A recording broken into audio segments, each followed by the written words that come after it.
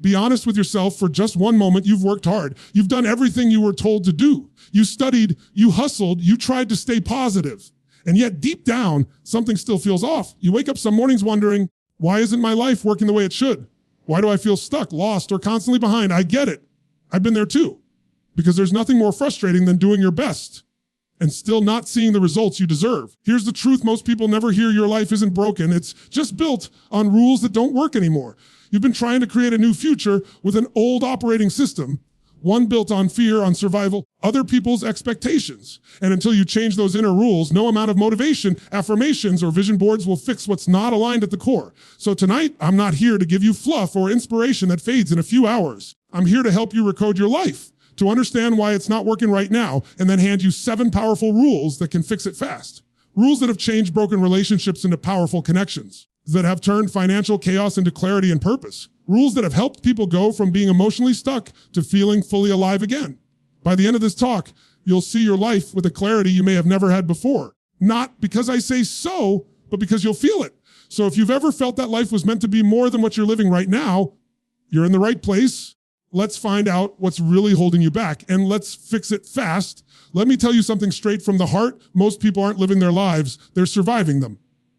They're not the architect of their days, passengers drifting, reacting, waiting for something out there to change before they start living fully. But here's the hard truth: you can't change your life if you're not the one driving it. See, it doesn't stop when you don't make a decision. It just keeps moving without you. Most people wake up every day and immediately hand over the steering wheel to circumstances. They let their job decide their energy. They let the economy decide their confidence. They let other people's opinions decide their worth. And then they wonder why they feel stuck, frustrated, or powerless. But you're not broken. You're just living by default, not by design. Default is what happens when you stop choosing. It's what happens when you stop asking better questions. It's when you settle for the familiar, even if it's painful, because at least it's predictable. You tell yourself, I'm fine, but fine is the word people use when they've forgotten what amazing feels like. Let me ask you something. When was the last time you felt truly alive? Not just busy, not just occupied, but alive, passionate, certain, lit up inside because you knew you were creating something that mattered. For most people, it's been a long time. And that's not because they're lazy or unmotivated. It's because somewhere along the way, they traded in their vision for safety. As kids, we dream without limits. We imagine, we create, we dare. But as adults, we start shrinking our dreams to fit our fears. We start making decisions based on what we're afraid to lose instead of what we're excited to build. That's the trap of living by default. You end up building a life around your fears instead of your purpose. And you can see it everywhere. People say, I don't have time. But that's not true. You have the same 24 hours as everyone else. You've just forgotten who's in charge of how you use them. They say, I don't know what I want. But that's not true either. Deep down, exactly what you want. You've just buried it under years of other people's expectations, disappointments, and self-doubt.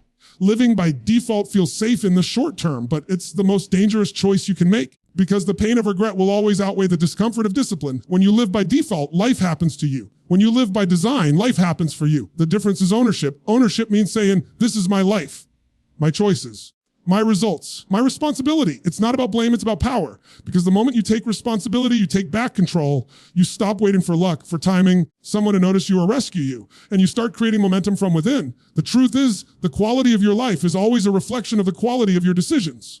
And your decisions are driven by your standards, your beliefs, your patterns. If you want to design a new life, you've got to raise the standards you live by. You've got to stop negotiating with your potential. You've got to stop saying one day and start saying, today, you don't need more resources. You need more resourcefulness. Everything you need to begin is already within you. Clarity, courage, energy, creativity. But those things don't activate until you decide. Decide that you're done reacting. Decide that your past doesn't define your future. Decide that your life will no longer be shaped by default, but by deliberate design. And design begins with vision. Without vision, you're just wandering. You'll keep changing jobs, relationships, goals, but you'll never feel fulfilled because you're chasing directionless motion. You can't hit a target you can't see. So start by asking, what kind of life would light me up if I stopped limiting what's possible? It's time to wake up the part of you that's been asleep. The part that knows you were meant for more. The part that's tired of repeating the same year over and over again, calling it progress. You weren't put here just to pay bills and play small. You were put here to create, to expand, to experience the full measure of what you're capable of. But here's the key. Design isn't about control, it's about creation. You can't control everything that happens to you. You can design your response to it. You can design your state, your mindset, your habits. You can't control the wind, but you can adjust the sails. And once you realize that, life opens up in ways you can't even imagine. Because when you live by design, you start seeing possibilities where others see problems. You stop waiting for the perfect moment and start creating it. You stop asking for permission to be happy. You stop playing not to lose and you start playing to win. And the moment that shift happens, everything changes. Your energy changes. Your relationships change. Your results change. You start to feel that spark again, that sense of purpose, direction, aliveness that comes only when you're living from the inside out. It all begins with one decision: to stop drifting and start designing. That's the moment your real life begins. Let me ask you something. Have you ever had one of those days where you're running nonstop, you're answering emails, handling calls, checking boxes, putting out fires? And by the end of the day, you're completely drained, but when you finally stop and look back, you realize nothing actually moved forward. You were busy, but you didn't progress. You were active, but you weren't effective. That's the trap so many people are stuck in today. They mistake activity for progress. They confuse motion with momentum. We become addicted to being busy because being busy feels productive. It feels like we're doing something, like we're advancing, like we're in control. What's really happening is we're filling the space where clarity should be. We're staying busy so we don't have to face the uncomfortable truth that maybe we've lost direction. See, business is one of the most seductive forms of distraction. It gives you the illusion of progress without any of the results. You can spend weeks, months, even years running in circles, putting in effort, but never evolving. And the reason is simple. Your energy is scattered. Your focus is diluted. Your actions are misaligned with your real purpose. If you're honest, you probably know this feeling. You start the week with good intentions. You say, this is the week I'm going to change everything.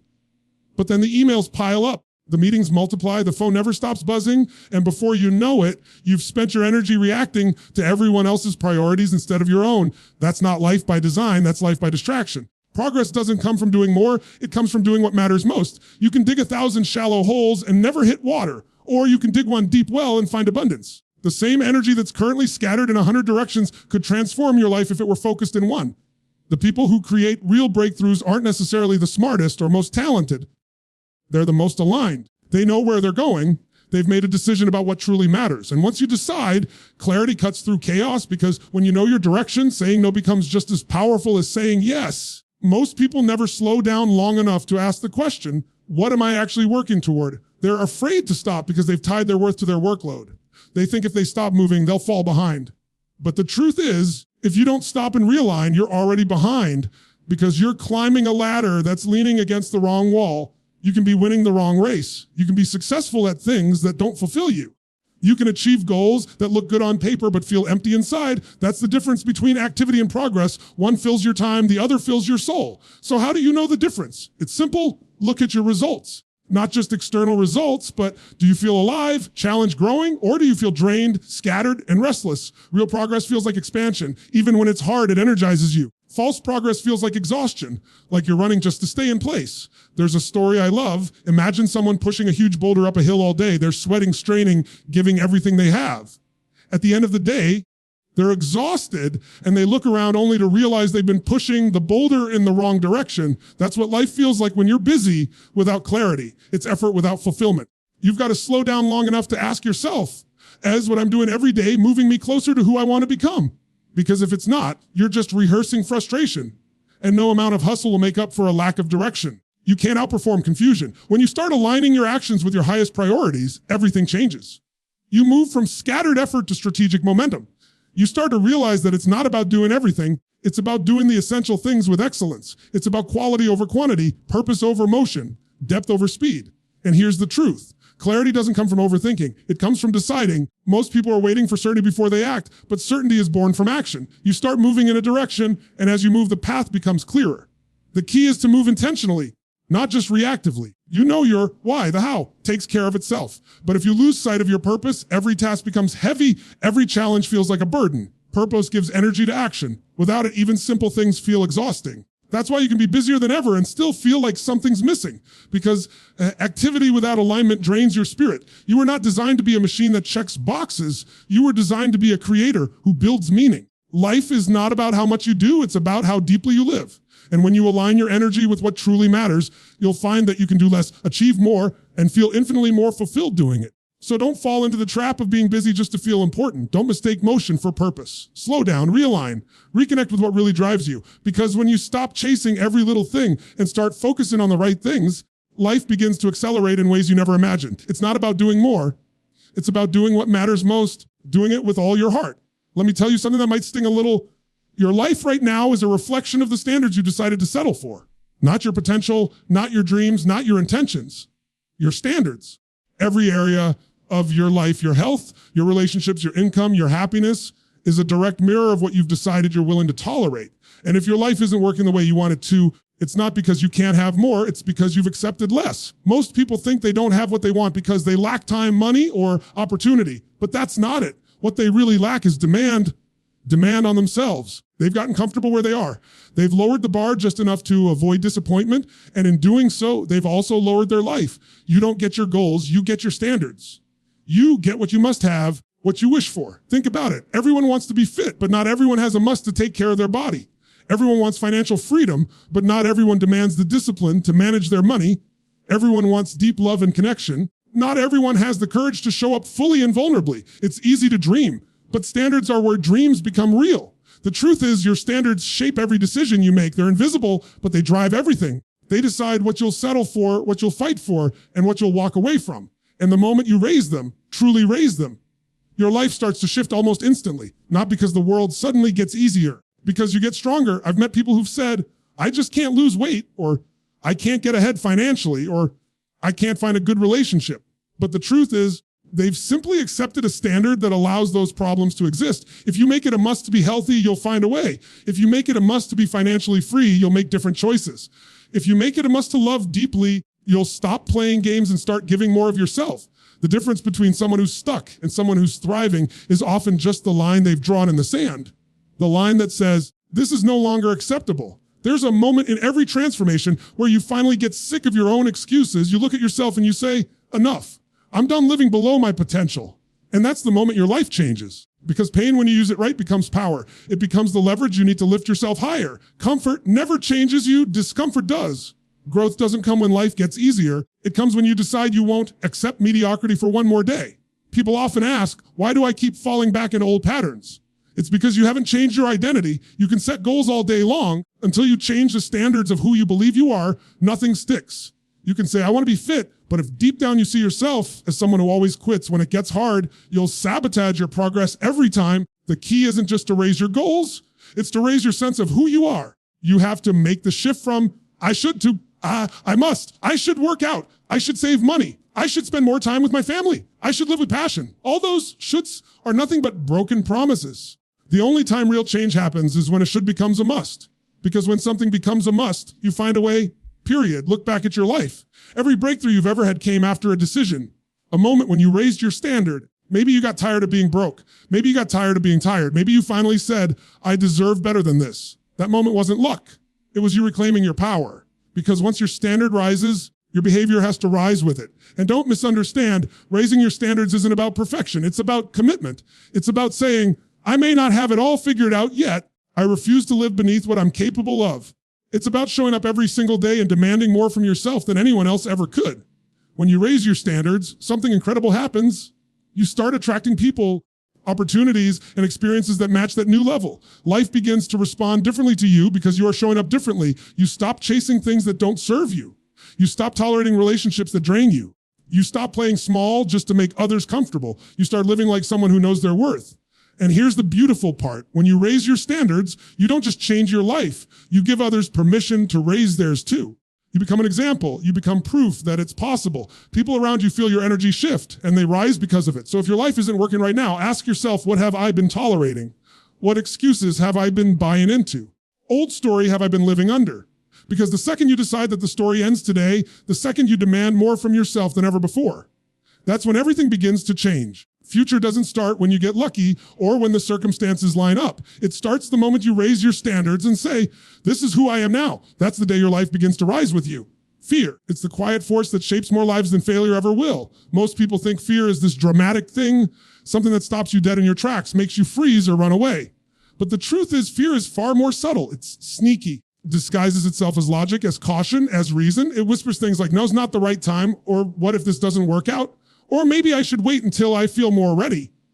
And before you even realize it, fear has made your choices for you. The most dangerous thing about fear isn't that it paralyzes you. It's that it convinces you you're being smart.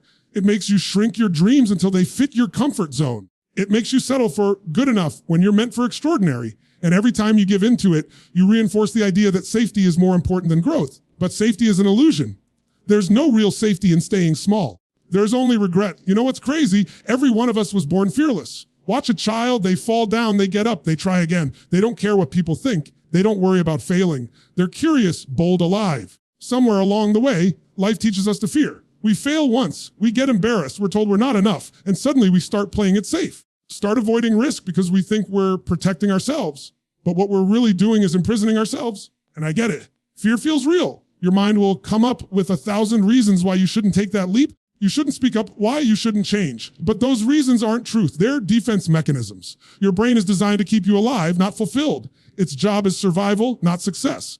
That's why your greatest battles will never be with the outside world. They'll be within your own mind. Fear loves to hide behind rational thoughts. It tells you stories that sound so convincing you start to believe them. What if I fail? What if I look stupid? What if they judge me? But let me ask you something. What if you succeed? What if they're inspired? What if this risk becomes the moment that changes everything? Most people never ask those questions because fear has trained them to focus only on what could go wrong, not what could go right. Here's what I've learned. The life you want is always on the other side of fear. Always. Fear is the gatekeeper between who you are and who you're meant to become. It stands there testing you, asking, bad, do you want this? And the moment you push through it, the second you take action in spite of it, you realize fear was never real power. It was just a feeling. And feelings only have power when you obey them. Think about your own life. How many opportunities have you walked away from because you were afraid? How many times did you stop yourself from saying something, doing something, becoming something? Not because you couldn't, but because you were scared. And how many times have you later realized that the fear wasn't nearly as big as the story you built around it? That's the tragedy of fear. It robs you of the life you could have had if you'd just taken one more step forward. Every person you admire has felt fear. The difference is they didn't wait for it to disappear. They acted anyway, because courage isn't the absence of fear. It's moving forward in spite of it. If you wait for fear to go away before you act, you'll be waiting for the rest of your life. You've got to learn to dance with it, to look it in the face and say, I see you, but you don't control me anymore. You know what fear really hates? Action. Because fear feeds on hesitation. The longer you wait, the stronger it gets. But the second you take action, even small action, it starts to lose its grip. You take one step and suddenly the monster in your mind gets smaller. You take another. You realize it wasn't a monster at all, just a shadow. And before long, you're standing on the other side wondering why you ever let it stop you. Fear doesn't mean stop. It means go. It means you're growing. It means you're stepping into something that matters. When you feel fear, it's not a warning. It's a signpost. It's telling you that you're near something meaningful. That's why the people who grow the most aren't the ones who avoid fear, the ones who use it as fuel. I've seen people turn their entire lives around the moment they decided they were done letting fear make their choices. The moment they said, rather face my fear than live with regret. Because regret is far heavier than fear. You can't escape fear, but you can use it. You can turn it into focus, into drive, into hunger. And when you do that, you become unstoppable. So the next time you feel fear rising up, don't run from it. Don't rationalize it away. Acknowledge it and move through it. Because if you want to change your life, you've got to stop letting fear hold the pen that writes your story. The moment you stop letting fear decide who you are, your real life begins. Everything in your life changes the moment you learn to master your emotional state. Because your emotions are the invisible force controlling every decision you make, every action you take, every word you speak. You can have all the knowledge in the world, the best strategies, the right intentions, but if your emotional state is off, none of it works. You can't think clearly when you're frustrated. You can't connect deeply when you're shut down. You can't move forward when you're stuck in fear or doubt. Your emotions are the foundation, the power source, the fuel behind everything. Most people don't even realize how much their state runs the show. They wake up in a certain mood and let it dictate the entire day. They say, I'm just not feeling it today, and then they stop showing up for their goals. But that's like saying, the wind isn't blowing my way, so I guess I can't sail. The truth is, you can't wait for your emotions to line up before you act. You've got to learn to generate the emotions that move you forward. Emotional state determines your performance more than your intelligence or your talent ever will. When you're in a strong, confident, energized state, you make bold decisions, you connect with people differently, you see opportunities instead of obstacles. But when you're in a low, drained, fearful state, the same problems look 10 times bigger and your world starts to shrink. Nothing external has changed, only you have. That shift inside changes everything outside. The mistake most people make is believing emotions just happen to them. But that's not true. Emotions are patterns. They're habits you've conditioned over time. You've trained yourself to respond to stress, to pressure, to setbacks in a certain way. You've built emotional muscles, some that empower you and some that limit you. And the incredible thing is you can retrain them at any time. You can literally condition yourself to feel strong, passionate, grateful, and driven on command. Think about it. Have you ever been angry and then suddenly something made you laugh? You went from rage to joy in a split second.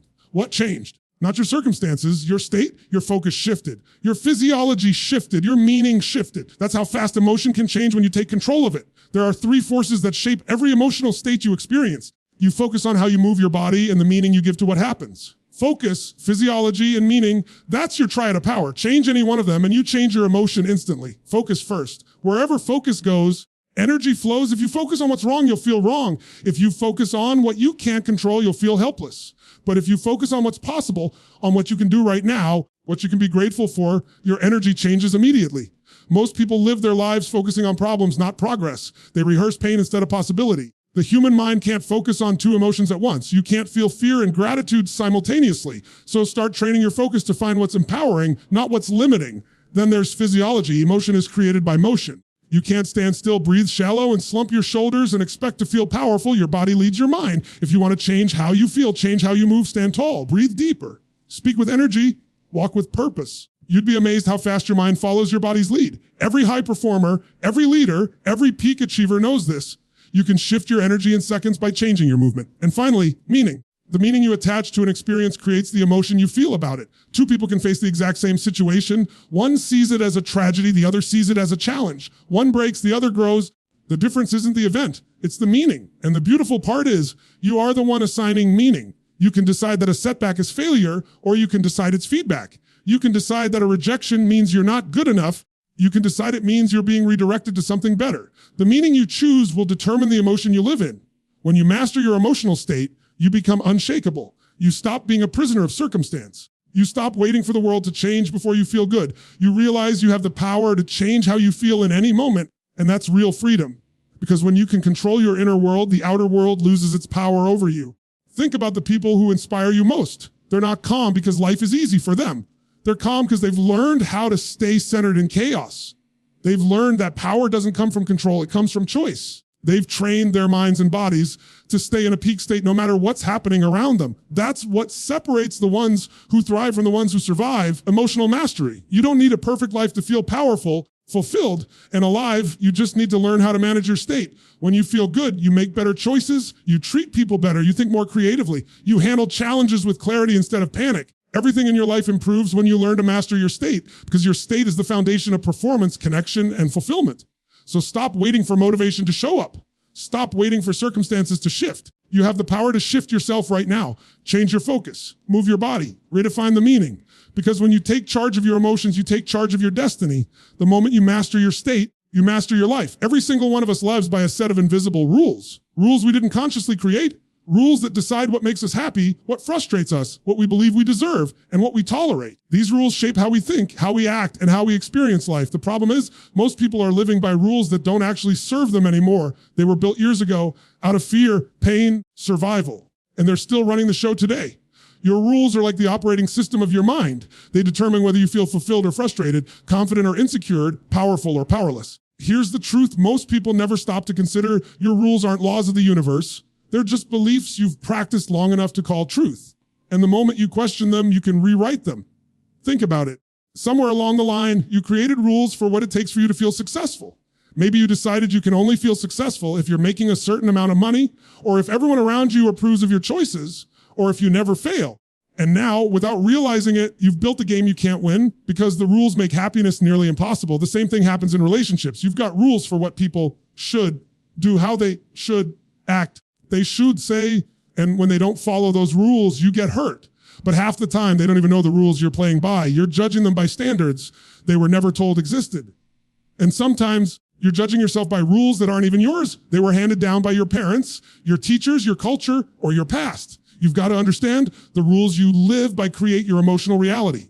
If your rules are rigid, live in constant disappointment. If they're impossible, you'll live in constant failure. But if you build rules that empower you, that allow you to feel joy, pride, and gratitude more often, you'll feel like your life is working, even when challenges come your way. I've seen people who have everything on the outside, the money, the career, the relationship, and yet they're miserable. Why?